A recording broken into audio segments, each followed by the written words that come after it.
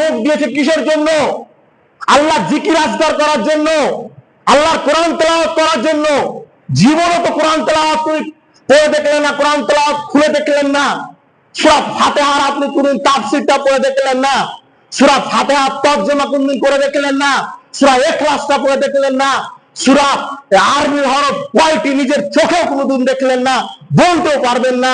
লা ইলাহা ইল্লাল্লাহর অর্থ কি কোনদিন পড়ে দেখলেন না, কোনদিন খোঁজও রাখলেন না।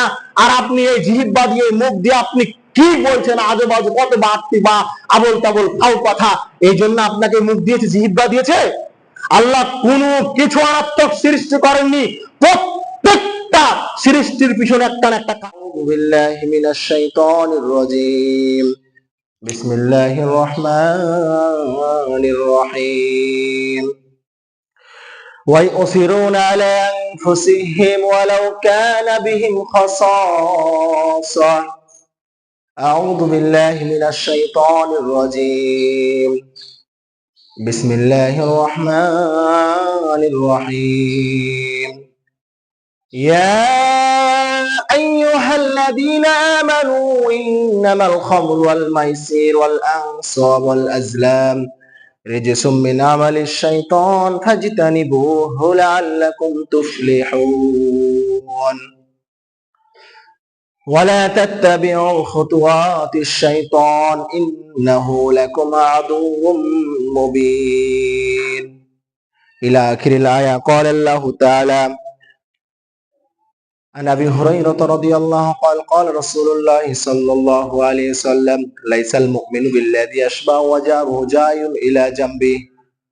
عن أبي هريرة رضي الله قال قال رسول الله صلى الله عليه وسلم من كان يؤمن بالله واليوم الآخر فليكرم ضيفه ومن كان يؤمن بالله واليوم الآخر فلا يؤذي جاره ومن كان يؤمن بالله واليوم الآخر فليقل خيرا أو ليصمت. أمسك عليك لسانك وليسعك بيتك وابكي على خطيئتك. قال رسول الله صلى الله عليه وسلم لا يدخل الجنة آك ولا قمار ولا منان ولا مدمن الخمر. قال رسول الله صلى الله عليه وسلم. প্রশংসা একমাত্র আল্লাহ সুবহানাহু ওয়া তাআলার জন্য, যিনি আমাদেরকে যেভাবেই রাখুক, যে অবস্থায় রাখুক, আমাদের স্বীকার করতে হবে তিনি আমাদেরকে ভালো রেখেছেন, তিনি আমাদেরকে সুস্থ রেখেছেন। যদি স্বীকার না করি তাহলে আল্লাহর কৃতজ্ঞতা, আল্লাহর নিয়ামতের, আল্লাহর শুকরিয়া আদায় করা হলো না। এই জন্য যে অবস্থায় থাকুক আল্লাহর বান্দা এবং রাসূলের উম্মতেরা, সে অবস্থাতেই বলতে হবে আলহামদুলিল্লাহ। যতই কষ্টে থাকুক, এই মুহূর্তে যদি আমার বাবা মারা যায় আমি শুনতে পাই, তাও কি আলহামদুলিল্লাহ, ওখানে আমার জন্য বাবার জন্য কল্যাণ রেখেছে। এই জন্য রাসূল সাল্লাল্লাহু আলাইহি সাল্লামের একটি হাদিস আছে, যখন মানুষ মৃত্যুবরণ শুনতে পায়, সংবাদ শুনতে পায়, সর্বপ্রথম যেন কি বলে আলহামদুলিল্লাহ, এরপর কি বলবে ইন্না লিল্লাহি ওয়া ইন্না ইলাইহি রাজিউন। মানে এখানেও বলছে আলহামদুলিল্লাহ, মানে আল্লাহর শুকরিয়া আদায় করছি, আল্লাহ ভালো রেখেছে। মানে মেয়ের বাবা মারা গেলেও, আপনার স্ত্রী মারা গেলেও, সন্তান মারা গেলেও কি বলতে হবে আলহামদুলিল্লাহ। আসলে শুকরিয়া আদায় ছাড়া পৃথিবীতে কোনো রাস্তা নেই, পথ নেই। যতই বড় আপনি বিপদে পড়েন, যদি কৃতজ্ঞতা আল্লাহ প্রকাশ করেন, শুকরিয়া আদায় করেন, তাহলে আপনার ওই শুকরিয়া আদায় করার কারণে, ওই আল্লাহর কৃতজ্ঞতা প্রকাশ করার কারণে আল্লাহ বলছেন ঠিক আছে, তোমার যে সামনে একটা বড় বিপদ রেখেছিলাম, বিপদটা আমি আল্লাহ দূর করে দিলাম। কিসের কারণে? শুকরিয়া আদায় করার কারণে। মানে আপনি বিপদও আল্লাহর শুকরিয়া আদায় করেছেন, তা আল্লাহ বলছে তুমি আমার বান্দা বিপদে শুকরিয়া আদায় করবো, আর আমি আল্লাহ ওই বান্দার আমি বিপদ দূর করবো না, এটা কি হয়? আর আল্লাহ কি এটা করবে আপনার জন্য? এই জন্য যতই বড় বিপদ হোক, যত বড় মানুষ, আমার বাবা মারা গিয়েছে, আমার স্ত্রী মারা গিয়েছে, আমার সন্তান, আদরের সন্তান মারা গিয়েছে, যে সন্তান তার পিতা মাতা ছাড়া কিছুই বুঝতো না। সব থেকে ভালো সন্তান কোনটা বলেন তো?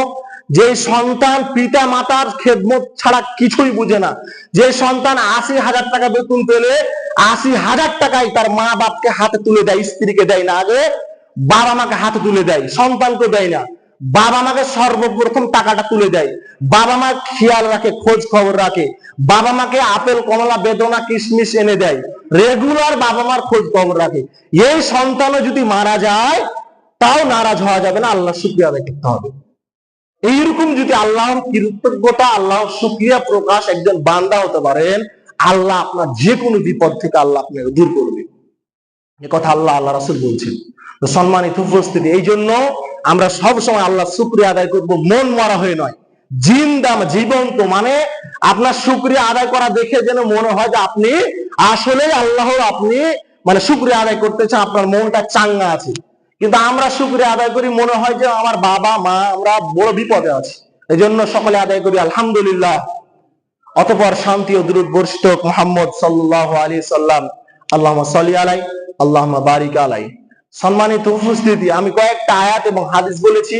এই আয়াত হাদিসকে সামনে রেখে আমার সংক্ষিপ্ত আলোচনা অতীব গরম, আমি সংক্ষিপ্ত সময় আলোচনা শেষ করার ব্যবস্থা করব ইনশাআল্লাহুল আজিজ। সম্মানিত উপস্থিতি, সর্বপ্রথমে আমি যে হাদিসটি নিয়ে কথা বলবো, এই হাদিস থেকেই সব হাদিসে আমি চেষ্টা করব সারমর্মটা না। আল্লাহ রাসূল সর্বপ্রথম একটা হাদিস বলেছেন, আবু হুরায়রা রাদিয়াল্লাহু বলেন, রাসূল সাল্লাল্লাহু আলাইহি সাল্লাম বলেছেন, মান কানা ইউমিনু বিল্লাহি ওয়াল ইয়াউমিল আখির, যে ব্যক্তি আল্লাহ এবং পরকালে বিশ্বাসী, যে ব্যক্তি আল্লাহকে এবং পরকালকে বিশ্বাস করে, ঈমান এনেছে আল্লাহ এবং পরকালের প্রতি, ফাল ইকরুম দয়ফা, সে যেন তার প্রতিবেশীকে যে কোনো মাধ্যম দিয়ে কষ্ট না দেয়, তার প্রতিবেশী ক্ষুধার্ত থাকলে তার প্রতিবেশীর ওপর যেন বেশি বেশি খেয়াল রাখে। এ কথা আল্লাহ রাসূল সাল্লাল্লাহু আলাইহি সাল্লাম বলছেন। লাইসাল বিল্লাযী ইয়াশবাউ ওয়াজারুহু জাইন ইলা জামবি, আল্লাহ রাসূল সাল্লাল্লাহু আলাইহি সাল্লাম বলছেন, সেই ব্যক্তি মুমিন নয়, সেই ব্যক্তি মুমিন নয় যে ব্যক্তি নিজে পেট পূর্ণ করে খেলো এবং তার প্রতিবেশীর, তার বন্ধু বান্ধব, তার সঙ্গী, তার আত্মীয় স্বজনের পেটের অবস্থা খেয়াল করলো না। মানে নিজে পেট পূর্ণ করে খেয়ে নেয়, তার পাশে তার প্রতিবেশী, তার গ্রামবাসী, তার বন্ধু বান্ধব, আত্মীয় স্বজন, কুটুম, অথচ তারা খেতে পায় না, ক্ষুধার্ত হয়ে আছে, ওই ব্যক্তি মুমিন নয়, ওই ব্যক্তি ঈমানদার নয়। কথা রাসূল সাল্লাল্লাহু আলাইহি সাল্লাম বলতেছেন। রাসূল সাল্লাল্লাহু আলাইহি সাল্লামের কাছে এক জৈনক ব্যক্তি এসে বলল, হে আল্লাহর রাসূল, অমুক মহিলার ব্যাপারে আপনি কি বলবেন? সে অনেক সালাত আদায় করে, সিয়াম পালন করে, নফল সালাত আদায় করে, দান সদকা সব করে, কিন্তু সে পেট পূর্ণ করে খায়, অথচ সে নিজের খেয়াল রাখে ভালো মতো, কিন্তু তার আত্মীয় স্বজন, তার প্রতিবেশী, তার মেহমান, তার কুটুম আত্মীয় স্বজনের প্রতি সে ব্যক্তি খেয়াল করে না, তাদেরকে সে গুরুত্ব দেয় না। রাসূল সাল্লাল্লাহু আলাইহি সাল্লাম বলেছেন, হিয়া ফিন্নার, সে ব্যক্তি সালাত, হজ, যাকাত, সিয়াম থাকার পরেও সে জাহান্নামে যাবে। এরপর আল্লাহ রাসূল সাল্লাল্লাহু আলাইহি সাল্লাম বললেন, হে আল্লাহ রাসূল, এক মহিলা সালাত কম আদায় করে, নফল সালাত কম আদায় করে, হজ কোন রকম একবার করেছে, যাকাত থাকলে দেয়, দান সদকা খুব কম, একবারই সংকীর্ণ দান সদকা করে, কিন্তু তার প্রতিবেশীর খেয়াল রাখে, তার কুটুম স্বজনের খেয়াল রাখে, মেহমান আসলে তাকে সম্মান করে, আত্মীয় স্বজনের খেয়াল রাখে, নিজে খাওয়ার আগে তার প্রতিবেশীকে খাওয়ায়, প্রতিবেশীর খেয়াল রাখে, নিজের খেয়ালের আগে প্রতিবেশীর খেয়াল নেয়, আল্লাহ রাসূল বলছেন, হিয়া ফিল জান্নাহ, এই মহিলা জান্নাতি। তো কি বুঝলেন হাদিস থেকে? আল্লাহ রাসূল সাল্লাল্লাহু আলাইহি সাল্লাম বলছেন, যে ব্যক্তি পরকালে এবং আল্লাহকে বিশ্বাসী, সে যেন তার প্রতিবেশীর উপর খেয়াল রাখে, এবং এই মহিলা প্রতিবেশীর খেয়াল রাখার কারণে জাহান্নাম থেকে জান্নাত চলে গেল। এবং রাসূল সাল্লাল্লাহু আলাইহি সাল্লাম বলেন, সেই ব্যক্তি মুমিন নয় যে ব্যক্তি নিজে খায় এবং তার প্রতিবেশী ক্ষুধার্ত।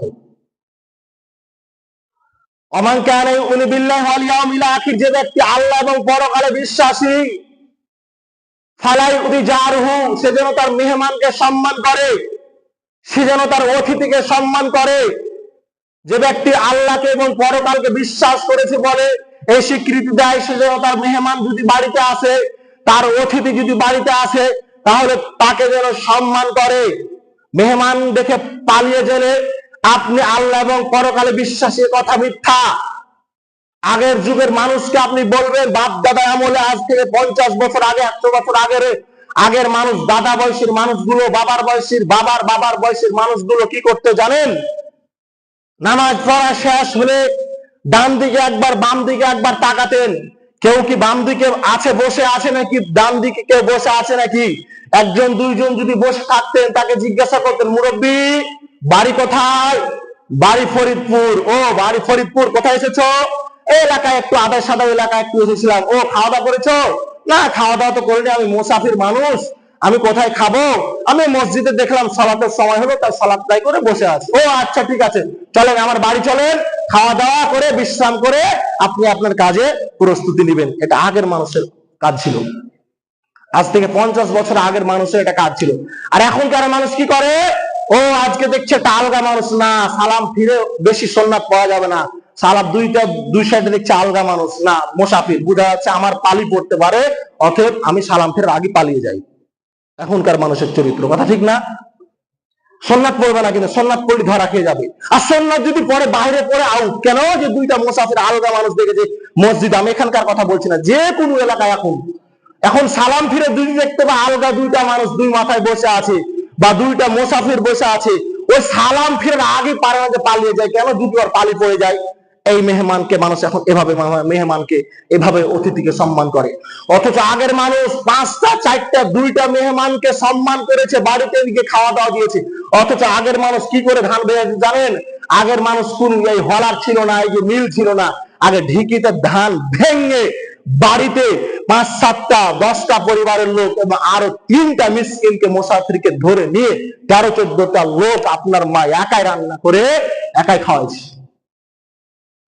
কোনো আপনার মিল ছিল না, ধান কুটে আপনি চাল বের করবেন, এই পদ্ধতি ছিল না। একাই 10 মণ 20 মণ 30 মণ ধান একাই ঢিকিতে ভেঙে 10টা 15টা করে একটা পরিবারের লোক, তারপর 3টে 4টা মুসাফিরকে ধরে নিয়ে আপনার বাবা আপনার মার এই অভ্যাস ছিল মুসাফিরকে হবে খাওয়াতে। আর আপনার স্ত্রী, আপনি এতটাই খারাপ হয়েছেন যে একটা মুসাফির যদি থাকে, আপনি যদি কোন রকম নিয়ে যান মুসাফিরকে ধরে, তা আপনার স্ত্রী আপনাকে কেলাইবে। কেন জানেন? আপনার তাক নাই, আজকে 3 জনের ভাত রান্না করেছি, 1 কেজি চাউল দিয়েছি, আর 2 কেজি মুসাফির নিয়ে এলে কে খাওয়াবে? খাওয়াবেন। আপনার স্ত্রীর চরিত্র এরকম। মানে মুসাফির যদি আপনি একদিন নিয়ে যান, আপনার স্ত্রী আপনাকে এমন খ্যাপট দিবে, আপনাকে একবার চমক লাগিয়ে দিবে। তখন আপনি বললেন, বাপ রে বাপ, একদিন মুসাফির নিয়ে গেছি তো আমার স্ত্রী যে খ্যাপট দিয়েছে, যে কেলানি দিয়েছে, আমি আর মুসাফির মসজিদে দেখলে আমি আর মসজিদে যাবো না, আমি আর বারান্দাতে নাই। কেন? যে আপনার মনে আছে আপনার স্ত্রী আপনাকে দিয়েছে এক ধমক। আপনার স্ত্রী 3 জনের চাউল রান্না করেছে, আপনি এখন মুসাফির দিয়েছে 2 জন। এখন তো চাউল যে ভাত রান্না করেছেন, এই ভাত যদি আরো 2 জন খেয়ে নেয়, তাহলে তো আপনার অবস্থা খারাপ, ফের আপনার স্ত্রীকে ভাত রান্না করতে হবে। এই যে আপনার স্ত্রী ভাত রান্না করবে না, এই আলসামতে, এই অলসের জন্য মুসাফিরকে তাড়িয়ে দিচ্ছে, মুসাফির নিয়ে আসতে নিষেধ। অথচ আপনার স্ত্রী কিসে রান্না করে? রাইস কুকার, গ্যাসের চুলা, মানে আখাও ব্যবহার করতে হয় না, এত আপনার স্ত্রীর সুখ। এরপর আপনার স্ত্রী এত অলসের অলস, এত খারাপের খারাপ, যে দুইটা একটা যদি মুসাফির ধরে নিয়ে যান, ওইটাও পছন্দ করবে না। এই জন্য মা বোনকে বলবো, আপনাদের মন সব সময় নরম বেশি। আল্লাহ আপনাদের মনটাকে নরম করে তৈরি করেছি। এই যে আপনার কি একটা পোকা আছে, মৌমাছি না কি একটা, আপনার জোনাকি পোকা, এরা এত নরম, আপনি যদি শক্ত করে ধরতে যান জোনাকি পোকাকে, তাহলে সে গলে যাবে, আস্তে করে ভালো লাগবে না, গলে যাবে। ওই জোনাকি পোকা যেরকম নরম করে আল্লাহ সৃষ্টি করেছে, মহিলাদের মনটা এত নরম। কিন্তু তাদেরকে বুঝাতে হবে, তাদেরকে শিখাতে হবে। এই জন্য মহিলাদের উচিত মুসাফির দেখে ভয় করা নয়, খাওয়া দাওয়া দেখে ভয় করা নয়, সব সময় সম্মান করা, মেহমানদেরকে সম্মান করা, অতিথিদেরকে সম্মান করা। অতিথিকে কেমন সম্মান করতেন সাহাবীরা, আল্লাহ রাসূলেরা? মেহমানকে কেমন সম্মান করতেন সাহাবীরা, আল্লাহ রাসূল সাল্লাল্লাহু আলাইহি ওয়াসাল্লাম? একটা হাদিস শুনলে আপনি অবাক হবেন, অবাক হতেই হবে বাধ্য। হাদিসটা লম্বা হাদিস, একটু ভালো করে শুনেন, আপনি অবাক হয়ে যাবেন। আপনার ভিতরে যদি ঈমান থাকে, এই হাদিসটা শোনার পর এভাবে সাহাবীরা অতিথিকে সম্মান করতেন? এভাবে সাহাবীরা আল্লাহ রাসূলেরা মেহমানকে সম্মান করতেন? হ্যাঁ, এভাবে সম্মান করতেন। রাসূল সাল্লাল্লাহু আলাইহি সাল্লাম নিকটে একদা এক মুসাফির, এক অতিথি আসলেন, এক মেহমান আসলেন। তো রাসূল সাল্লাল্লাহু আলাইহি সাল্লামের বাড়িতে কোনো খাবার ছিল না। বাড়িতে গেলেন, বাড়িতে কোনো খাবার নাই। বাড়িতে খাবার না থাকার কারণে সাহাবীদেরকে বললেন, হে সাহাবীরা, এই আমার অতিথি, এই আমার মেহমানটাকে কেউ কি তোমরা মেহমান হিসেবে গ্রহণ করবে? কারণ আমার বাড়িতে কোনো খাবার নাই। আমার বাড়িতে খাবার থাকলে আমি তাকে আপ্যায়ন করতাম। এক আনসার সাহাবী টপকে দাঁড়িয়ে গেল, হে আল্লাহর রাসূল, আমি এই মেহমানকে, আমি এই অতিথিকে আপ্যায়ন করব, আমি একে খাবারের ব্যবস্থা করব। আল্লাহর রাসূলের ওই সাহাবীকে, ওই আনসার সাহাবীকে, ওই আনসার সাহাবী ওই মেহমানকে, ওই অতিথিকে বাড়ি নিয়ে চলে গেলেন। বাড়ি গিয়ে বলতেছে, স্ত্রী, ও স্ত্রী, আমি একজন মেহমান নিয়ে এসেছি, অতিথি নিয়ে এসেছি, তুমি তার খাবারের ব্যবস্থা করো। স্ত্রীকে বলছে, খাবার কি আছে? খাবার থাকলে খাবারের ব্যবস্থা করো। স্ত্রী স্বামীকে ডেকে বলতেছে, চুপি চুপি বলতেছে, তুমি তো নিয়ে এসেছো, তো খাবার তো আমাদের দুইটা বাচ্চার সমান খাবার আছে। দুইটা বাচ্চার সমান খাবার আছে, আমার এবং তোমার সমানই খাবার নাই। তো স্বামী বলল, ঠিক আছে, তাহলে তুমি ওই দুইটা বাচ্চাকে ঘুম পাড়িয়ে দাও। যেহেতু দুইটা বাচ্চার সমান বাড়িতে খাবার আছে, ওই দুইটা বাচ্চাকে ঘুম পাড়িয়ে দাও। ওই দুইটা বাচ্চাকে মা ঘুম পাড়িয়ে দিলেন। দুইটা বাচ্চাকে ঘুম পাড়িয়ে দিয়ে বললেন, এখন অতিথির জন্য, ওই মেহমানের জন্য খাবারের ব্যবস্থা করো। এবং খাবারের ব্যবস্থা করলেন এবং মেহমান বললেন যে আপনারাও খান, আমিও খাই, একসাথে খাবো। আর খাবার মোটে দুইজনের হবে। এখন মেহমান তো একজন, এদিকে আর দুইজন, তিনজন খেলে তো মেহমান পেট পূর্ণ করে খেতে পারবে না। তখন কি বললেন? স্বামী স্ত্রী বুদ্ধি করলেন, মেহমান তো অবশ্যই খেতে বলবে, কিন্তু কি করবো, একটা বুদ্ধি করো। যখন মেহমানকে আমরা খেতে দিব খাবারটা, তখন আমি চেরাগটা, বাতিটা নিভিয়ে দিব এবং আমি এমনিতেই ঠিক করার ভান করব, মানে ঠিক করার একটু ভান করব। আর ওদিকে আমরা মুখ চালাবো যে আমরা মুখ নাড়ছি আর খাচ্ছি, কিন্তু মেহমানকে খেতে দিয়ে দিয়েছি যা খাবার ছিল। এখন এই বাস কি করেছে স্বামী স্ত্রী, এরা চেরাগকে, বাতিকে নিভিয়ে দিয়েছে। বাতিকে নিভিয়ে দিয়ে এখন এমনিতেই চেরাগ ঠিক করছে। চেরাগ কিন্তু নষ্ট নয়, খাবার একজনের। এখন এরা দুইজন খেলে তো খাবার আর মেহমান খেতে পাবে না। তখন চেরাগ ঠিক করার ভান করতেছে, মেহমানের দিকে খাচ্ছে, আর এরা স্বামী স্ত্রী মুখ নাড়াচ্ছে, মানে তারাও আধারে মনে করছে মেহমান খাচ্ছে। এইভাবে মেহমানকে সম্পূর্ণ খাবার খেতে দিলেন।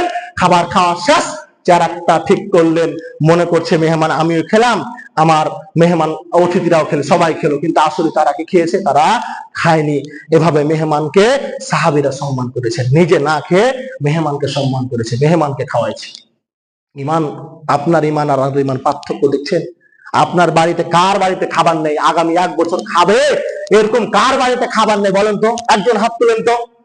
আগামী 1 মাসের খাবার জমা নাই, মজুদ নাই, এইরকম জাঙ্গিরাবাদে লোক আছে? আরে ফকিরের বাড়িতে তো 1 বছরের খাবার মজুদ আছে, একটা ফকির যে চেয়ে বেড়ায়। তাহলে আপনি কেন এত কৃপণতা, এত সংকীর্ণ, এত দুর্বল মন নিয়ে আপনি এই চলাফেরা করতেছেন? আর বাড়িতে দুইজনের, একজনের খাবার ওই একজনকে দিয়ে দিলেন, বাকি বন্ধ করে দিলেন। এই ফলাফল আল্লাহ রাসূল জানতে পারলেন সকালে।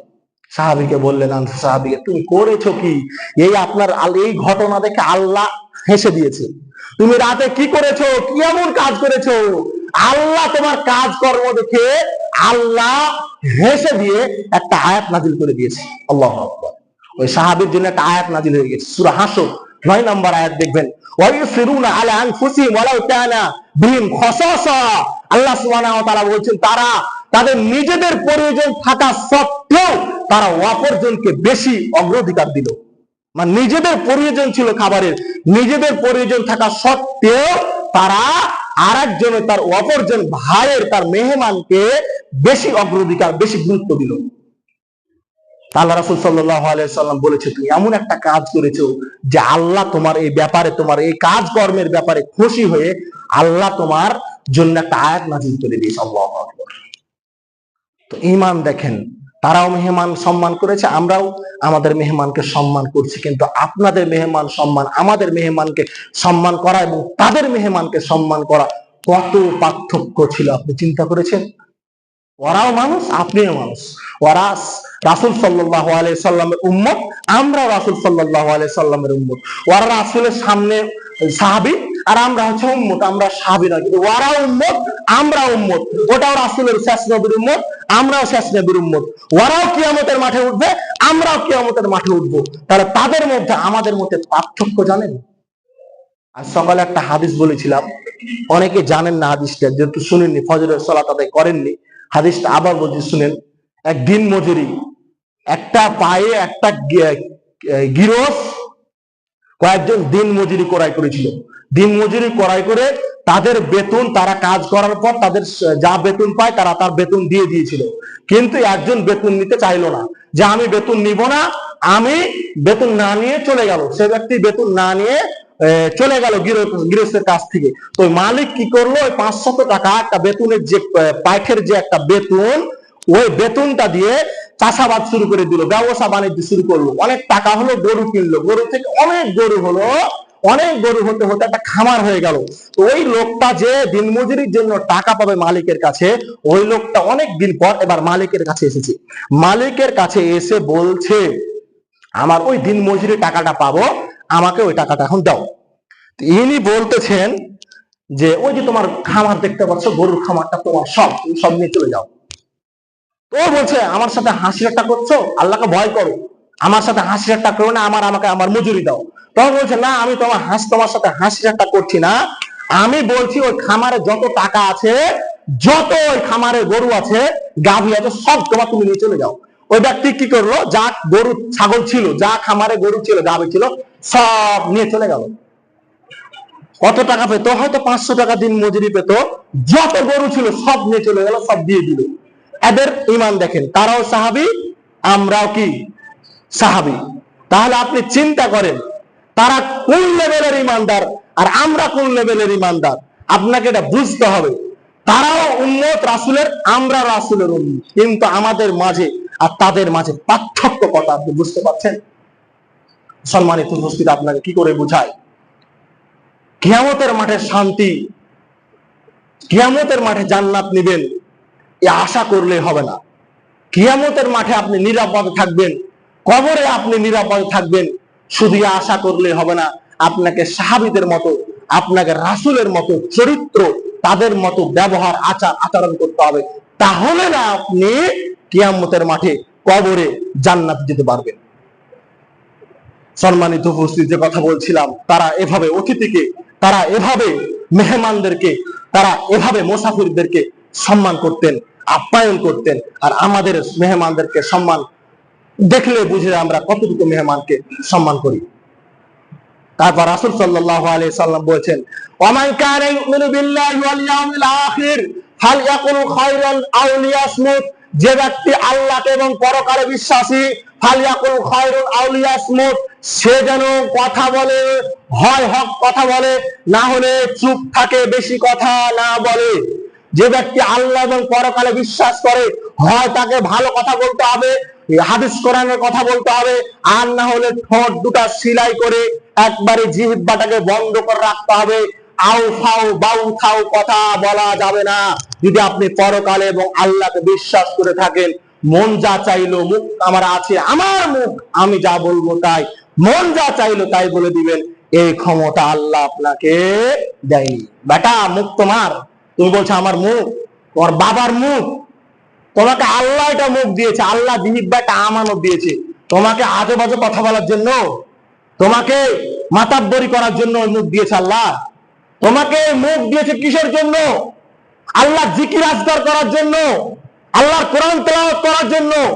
জীবনে তো কোরআন তেলাওয়াত তুমি পড়ে দেখলেন না, কোরআন তেলাওয়াত খুলে দেখলেন না, সূরা ফাতিহার আপনি কোনদিন তাফসীরটা পড়ে দেখলেন না, সূরা ফাতিহার তরজমা কোনদিন করে দেখলেন না, সূরা ইখলাসটা পড়ে দেখলেন না, সূরা আরবি হরফ কয়টি নিজের চোখে কোনদিন দেখলেন না, বলতেও পারবেন না। লা ইলাহা ইল্লাল্লাহর অর্থ কি কোনদিন পড়ে দেখলেন না, কোনদিন খোঁজও রাখলেন না। আর আপনি এই জিহ্বা দিয়ে, মুখ দিয়ে আপনি কি বলছেন, আজেবাজে কত বাড়তি বা আবল তাবল ফাউ কথা। এই জন্য আপনাকে মুখ দিয়েছে, জিহ্বা দিয়েছে। আল্লাহ কোনো কিছু অনাত্মক সৃষ্টি করেননি, প্রত্যেকটা সৃষ্টির পিছনে একটা না একটা কারণ আছে।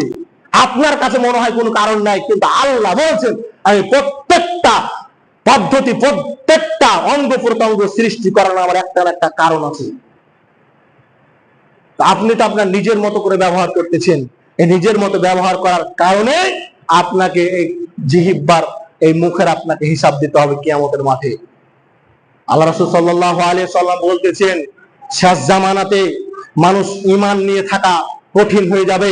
এক হাতে যদি ঈমান দেওয়া যায় আর এক হাতে যদি আগুন দেওয়া যায়, আগুন নেওয়া থাকা সহজ হবে, কিন্তু ঈমান নেওয়া থাকা সহজ হবে না, কঠিন হয়ে যাবে। সেই শেষ জামানার এখন এক হাতে ঈমান নেওয়া থাকা কঠিন, কিন্তু আগুন নেওয়া থাকা সহজ। আল্লাহ রাসূলকে জিজ্ঞাসা করা হলো, হে আল্লাহ রাসূল, এই জামানা থেকে আমরা কিভাবে বাঁচবো? এই ফিতনা থেকে আমরা কেমনে বাঁচবো? যে এক হাতে আগুন নিয়ে থাকা সহজ, অথচ ঈমান নিয়ে থাকা কঠিন। তো এই ফিতনা থেকে আমরা বাঁচবো কেমনে আল্লাহ রাসূল? তো রাসূল সাল্লাল্লাহু আলাইহি সাল্লাম বললেন, আমসিক আলাইকা লিসানাকা ওয়াল ইয়াসাকা বাইতুকা আফকালা খাতিয়াতিক। হে সাহাবীরা, তোমরা যদি বাঁচতে চাও, তোমরা যদি নাজাত পেতে চাও, তোমরা যদি জাহান্নাম থেকে বাঁচতে চাও আর জান্নাতে যেতে চাও, এই ফিতনা থেকে বাঁচতে চাও, দুনিয়ার ফিতনা থেকে, তাহলে আমসিক আলাইকা লিসানাকা, সর্বপ্রথম তুমি তোমার জিহ্বাকে, মুখকে তুমি আয়ত্তে করো, কন্ট্রোল করো। সব থেকে বড় ফিতনা হচ্ছে এই জিহ্বার, মুখ। সব থেকে বড় ফিতনা এখনকার জামানায় এই মুখ দিয়ে। মানে মুখ থাকলে যা চাইবেন তাই বলতে পাবেন না। মুখ আপনার বুঝলাম, কিন্তু পাবেন না ভাই। এটা আল্লাহর আমানত, এটা আল্লাহর দেওয়া একটা আমানত। আপনাকে হিসাব করে চলতে হবে, আপনাকে হিসাব করে কথা বলতে হবে। এই জিহ্বার ব্যাপারে অনেক হাদিস আছে। বেশি বেশি জাহান্নামে যাওয়ার কারণ হচ্ছে মুখ, জিহ্বা। আপনি কেন বুঝতেছেন না? আপনি কেন বুঝতে চাইছেন না? আল্লাহ রাসূল সাল্লাল্লাহু আলাইহি সাল্লাম বলেছেন, ফিতনা থেকে যদি বাঁচতে চাও, এই জিহ্বাকে কন্ট্রোল করো, মুখকে কন্ট্রোল করো। ওয়াল ইয়াসাকা ওয়াবকিয়ালা খাতিয়াতিক, ওয়াল ইয়াসাকা বাইতুকা ওয়াবকিয়ালা খাতিয়াতিক। এবং তুমি জরুরি প্রয়োজন ছাড়া, জরুরি কাজ ছাড়া তুমি বাড়ির বাইরে বের হও না। কেননা শেষ জামানাতে যদি তুমি বাজারে ঘাটে দোকানে আড্ডা দাও, তাহলে তুমি এই দুনিয়ার ফিতনা থেকে বাঁচতে পারবে না। জরুরি প্রয়োজন ছাড়া তুমি বাজারে যাবে না, জরুরি প্রয়োজন ছাড়া দোকানে বসবে না, জরুরি প্রয়োজন ছাড়া বাড়ি থেকে বের হবে না। আর অবকিয়ালা খাতিয়াতিক, এবং তোমার পাপের জন্য তুমি ক্রন্দন করো, পাপের জন্য বেশি বেশি কাঁদো আল্লাহর কাছে। এই তিনটা কথা আল্লাহ সুবহানাহু ওয়া তাআলা বললেন। শেষ জামানাতে যদি কেউ বাঁচতে চাও, ফিতনা থেকে যদি বাঁচতে চাও, কি করতে হবে? তিনটি কাজ। এক, জিহ্বা, মুখকে কন্ট্রোল করতে হবে। দুই, জরুরি প্রয়োজন ছাড়া বাড়ি থেকে বের হওয়া যাবে না। তিন, নিজের পাপের জন্য সব সময় বেশি বেশি কান্না করতে হবে, বেশি বেশি আল্লাহর কাছে অনুতপ্ত হতে হবে, বেশি বেশি আল্লাহর কাছে দোয়া করতে হবে। হে আল্লাহ, এই শেষ জামানাতে আমাকে রক্ষা করো। হে আল্লাহ, এই ফিতনা থেকে আমাকে বাঁচাও। হে আল্লাহ, এই জামানার ফিতনা ভয়ঙ্কর ফিতনা, এই জামানাতে আমাকে ঈমানের সহিত মৃত্যুবরণ করার তৌফিক দান করো। এই দোয়া বেশি বেশি করে আমাদেরকে, আপনাকে করতে হবে, না হলে ফিতনা থেকে আপনি বাঁচতে পারবেন না। আপনি যখন এই দুনিয়ার দিকে তাকান, মানুষ শুধু দুনিয়া নিয়ে ব্যস্ত, দুনিয়ার ফিতনাতে পড়ে গিয়েছে। মানুষ যে একদিন মারা যাবে, মানুষ যে একদিন মরবে, এই কথা মানুষ ভুলে গিয়েছে। সব দুনিয়া নিয়ে ব্যস্ত, সব দুনিয়া নিয়ে প্রতিযোগিতা, কিন্তু মানুষ যে পরকালে যাবে, এই যে গরম, এই গরমে যদি মাটির উপর থাকা না যায়, মাটির নিচে কি থাকা যাবে? মাটির নিচে না কোনো বাতাসের ব্যবস্থা কবরে, না কোনো আলোর ব্যবস্থা, না কোনো এসির ব্যবস্থা, না কোনো খাবারের ব্যবস্থা, না কোনো আলোর ব্যবস্থা, কিছুর ব্যবস্থা নাই। তারপরেও ওই কবরে কি টিকা যাবে? ওই কবরে আপনাকে এরকম একটা জীবন দান করা হবে। মাটির উপরে যদি টিকা না যায়, মাটির নিচে কি টিকা যাবে? টিকা তো যাবে না। একেবারে সংকীর্ণ একটা ছোট্ট ঘর, একটু বাড়িয়ে নাই দেয় ঘরটা, তাও হয়। আমার বাবা চাচারা, আমার সন্তানেরা অনেক জমি দিয়ে আসলাম, অনেক টাকা উপার্জন করে আমার সন্তানকে আমি দিলাম, কিন্তু আমার জন্য কবরটা যখন খনন করে, একটু নাই বাড়তি করে খনন করে, তা হয়। বাড়তি করে খনন করে না। আপনার 3.5 হাত বডি, 3.5 হাত মাপ করে, রসা দড়ি দিয়ে, পাথর দিয়ে মাপ করে আপনার খালটা খনন করতেছে। 3.5 হাতে 4 হাত কাহারি করে? আরো 4 হাত করে না। মানে আপনাকে 4 হাত জায়গা দিবে না শেষ পর্যন্ত। অথচ আপনার সন্তানের জন্য আপনি হালাল হারাম বুঝলেন না, হালাল বুঝলেন না, হারাম বুঝলেন না।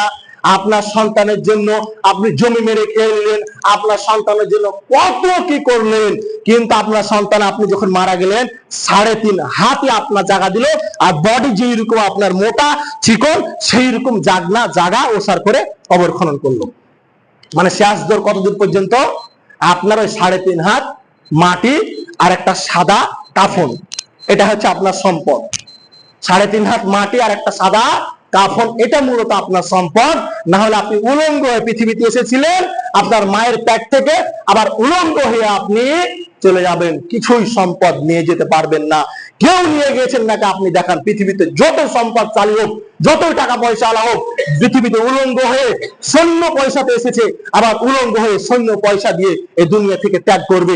মূলত এই থাকা খাওয়া, এই দুনিয়াতে গুনাহ কামা, এই দুনিয়াতে অপরাধ, এই দুনিয়াতে মানুষের সাথে বাটপারি, চিটারি, অন্যায়, পাপ, গুনাহ, অপরাধ করে জাহান্নামটা নিয়ে নেওয়াই মূলত আমাদের দুনিয়ার কাজ। কে নিয়ে গেছে দুনিয়াতে? খালি দুনিয়াতে আসছেন আর জাহান্নামের জন্য কিছু অপরাধ, কিছু গুনাহ, কিছু অন্যায় নিয়ে আবার দুনিয়া থেকে চলে গেলেন। এসেছিলেন শূন্য হাতে, গেলেন শূন্য হাতে, কিছুই নিয়ে যেতে পারলেন না, নিয়ে গেলেন শুধু পাপ আর পাপ। জান্নাত থেকে এসেছিলেন, যাবেন জাহান্নামে। সম্মানিত উপস্থিতি, আপনাকে আমি কি করে বুঝাই, আপনাকে কেমনে আপনি বুঝাই যে আপনি পরকাল একেবারেই মানে বিপদের মুখে আছেন। এই জন্য আপনাকে অনুরোধ করব, আপনি সচেতন হন। আল্লাহ আমাদেরকে বোঝার তৌফিক দান করুক। আল্লাহুম্মা আমিন।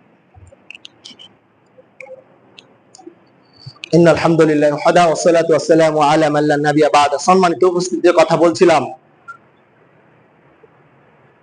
যে দুনিয়া মানুষ থাকার জন্য আসেনি, মানুষের সম্পদ টাকা পয়সা মেরে হালাল হারাম বিবেচনা না করে এই দুনিয়াতে আপনি গ্রাস করিয়েন না। আজ আছেন কাল নাই, দুনিয়াতে অল্প একটা সময়ের জন্য এসেছেন।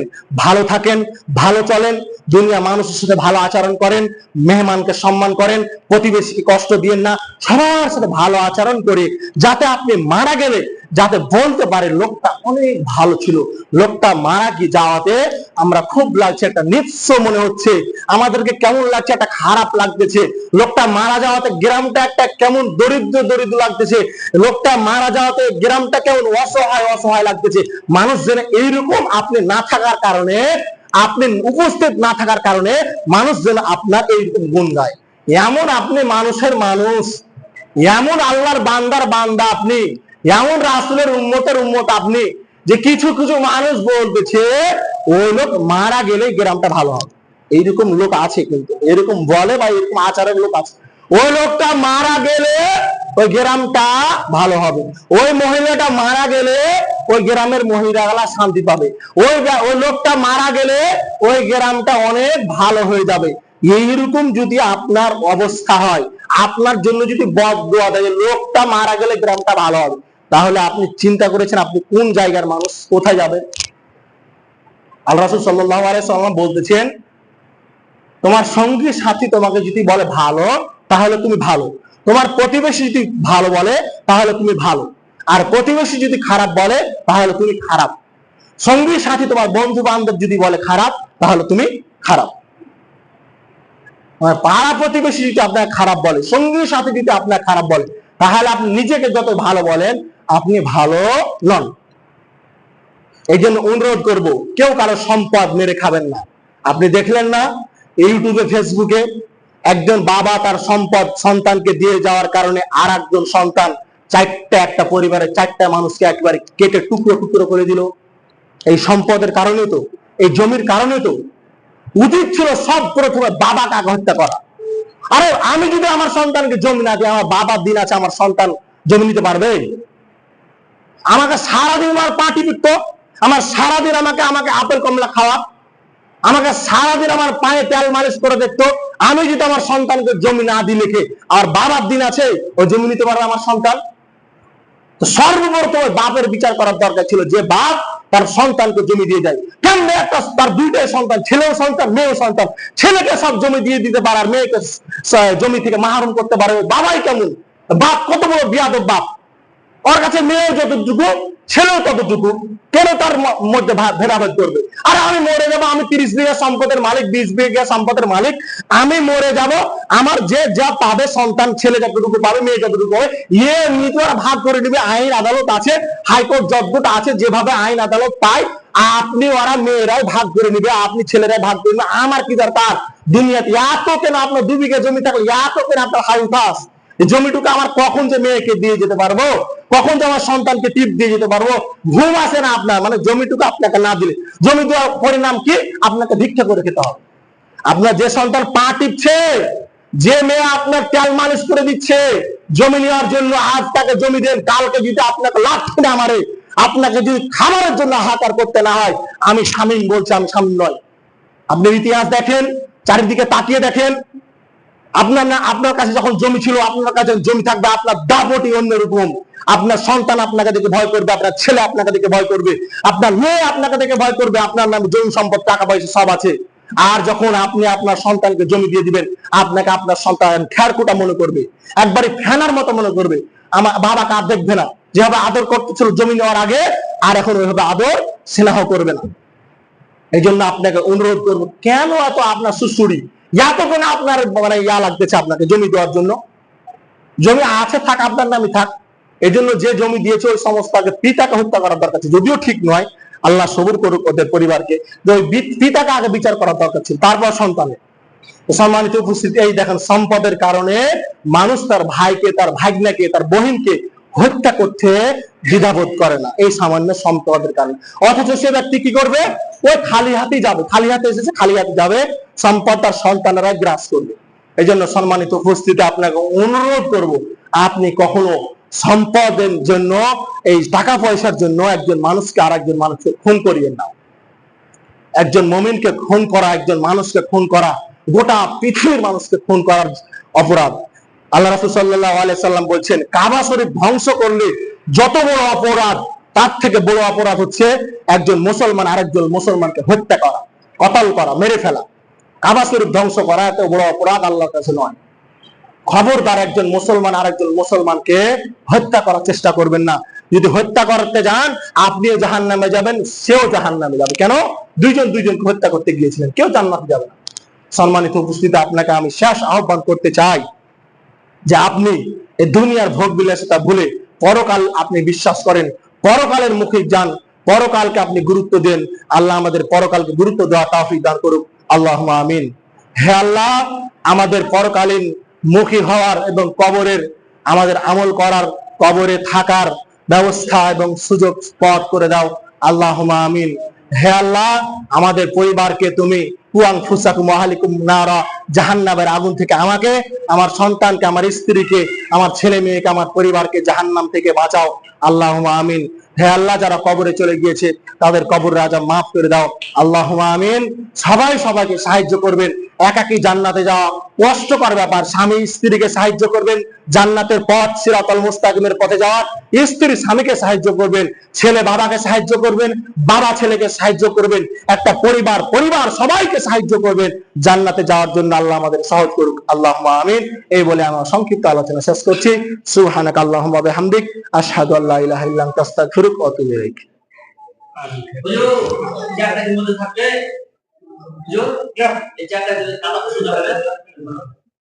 চ্যাটটা একটু চলে যান, সাইডে চলে যান, তাই যান, সাইডে।